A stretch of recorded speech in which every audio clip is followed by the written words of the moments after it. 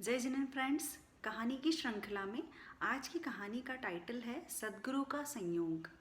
सद्गुरु का अचानक संयोग जीव के पुण्य कर्म के उदय से ही मिलता है। पूर्व जन्मों में जानते अजानते साधु संतों के प्रति आदर, सद्भाव, प्रेम किया होगा तो वर्तमान जन्म में बिना प्रयत्न के सद्गुरु का संयोग मिल सकता है। जानते हैं एक ये छोटी सी कहानी के द्वारा। नरवीर जो कि गुजरात और मालव देश की बॉर्डर पर कुख्यात यानी प्रसिद्ध डाकू था। उसका सब कुछ नष्ट हो गया था। उसकी गर्भवती पत्नी की भी हत्या हो गई थी और नरवीर जंगल में प्राण बचाने के लिए भटक रहा था। तब आचार्य श्री यशोभद्र सूरी जी मिल गए। आचार्य देव अपने शिष्यों के साथ जंगल में से गुजर रहे थे। रास्ते में एक वृक्ष की छाया में नरवीर बैठा हुआ था।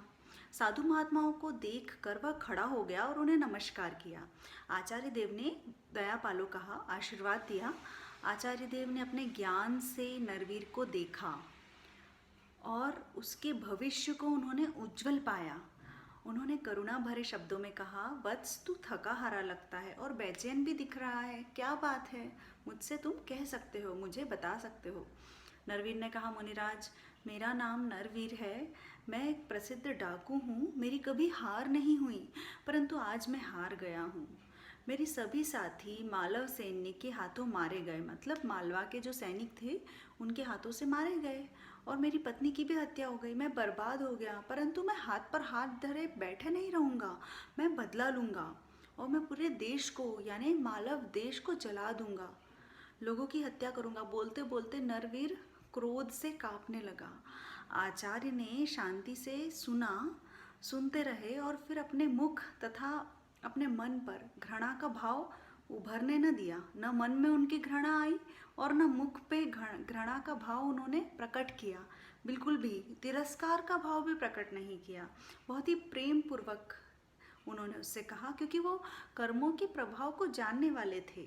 कषायों का, क्रोध का, योगों का जब प्रबलता होती है तो वो इस रूप में ले लेती है, इस रूप में आ जाती है। ये सारी बातें आचार्य देव जानने वाले थे, तो उन्होंने उस समय उसे कुछ भी घृणा या तिरस्कार भरी नज़रों से नहीं देखा। उन्होंने कहा, नरवीर, पराजय की तेरे दिल पर गहरी चोट लगी है।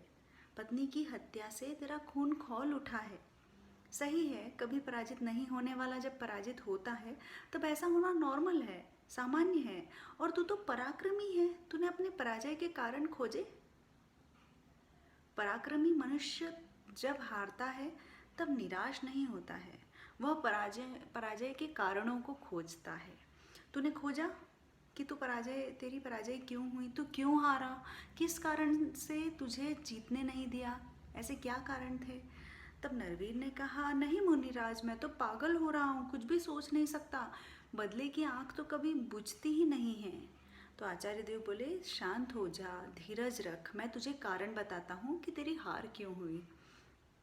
आज दिन तक कई वर्षों से तू लूटने का, डाका डालने का दुष्कर्म करता आ रहा है। तूने हजारों स्त्री पुरुषों की संपत्ति लूटी, अनेक लोगों की हत्याएं की।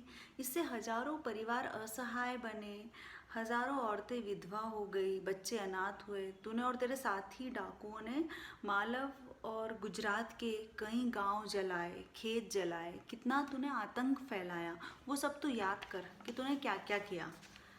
तो जरा शांति से उन लोगों के दुख दर्द का विचार कर। कहीं इन घोर पाप की या पापों की वजह से ही आज तेरी हार तो नहीं हुई? तेरी पत्नी की हत्या भी इसी कारण से तो नहीं हुई? क्या तेरे पापों की यही सजा मिली है? ऐसा समझ ले और चोरी, डाका, हत्या आदि पापों को त्याग दे। आचार्य देव आगे कहने लगे, क्योंकि नरवीर चुप होकर सुनने लगा। तो आचार्य देव आगे अपनी बात कंटिन्यू करते हैं। वैर से वैर बढ़ता है, वैर बढ़ने से अशांति, क्लेश, संताप बढ़ता है। क्या यह मानव जीवन तुझे ऐसे ही जीना है? तेरे अंतर मन से पूछ, संतोष है क्या ऐसे जीवन से? वत्स, तू मेरा कहा मान और अब नया जीवन प्रारंभ कर। जो पाप किए हैं उनका पश्चाताप कर ले, प्रायश्चित ले ले। तुझे शांति मिलेगी, समता मिलेगी और शेष जीवन तेरा प्रसन्नता से, खुशी से, आनंद से बीतेगा। नरवीर एकाग्र मन से आचार्य देव का उपदेश सुनता रहा। उसके हृदय में ज्ञान का दीपक जला, उसकी आंखों से अश्रुओं की धारा बह निकली। वह गुरुदेव के चरणों में गिर पड़ा।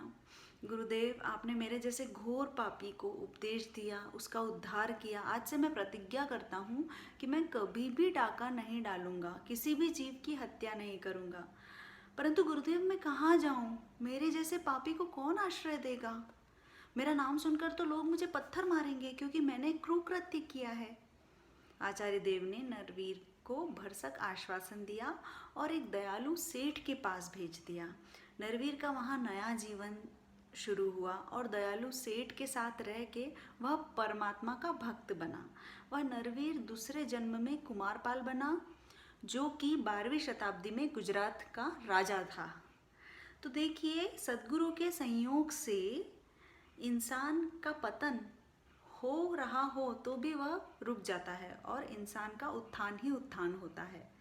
कहाँ वह डाकू था और कहाँ वह राजा बन गया। जय जिनेंद्र।